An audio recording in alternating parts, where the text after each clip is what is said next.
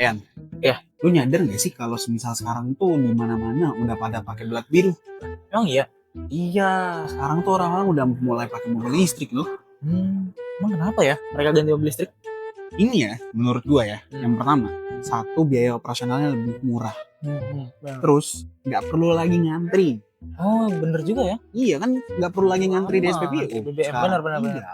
Terus tuh juga bisa ngecas di rumah. Jadi menurut gue sih kalau buat orang-orang yang mager, jadi lebih mudah gitu. Iya sih, tinggal tidur aja Iya, udah tinggal isi. tidur ngecas. Bener. Atau ya nggak sampai tinggal tidur juga lah. Paling ya berapa jam udah selesai. Bener. Ngecas. Ya nggak? Gak usah antri-antri dulu ya. Terus ya, satu lagi. Ternyata nih ya, kalau lo pakai mobil listrik, itu perawatannya lebih mudah dibandingin sama mobil yang pakai bensin. Emang kenapa tuh? Karena komponen mesinnya dikit, lebih sedikit komponennya daripada mobil yang bensin. Jadi wajar sih kalau menurut gua orang udah mulai pada pakai mobil listrik sih. Bener sih, lebih efisien. Iya, lebih efisien. Menurut gua nih ya, semua orang-orang tuh udah harus mulai pakai mobil listrik sih, biar efisien dan praktis. Benar nggak? Setuju nggak? Setuju banget, setuju.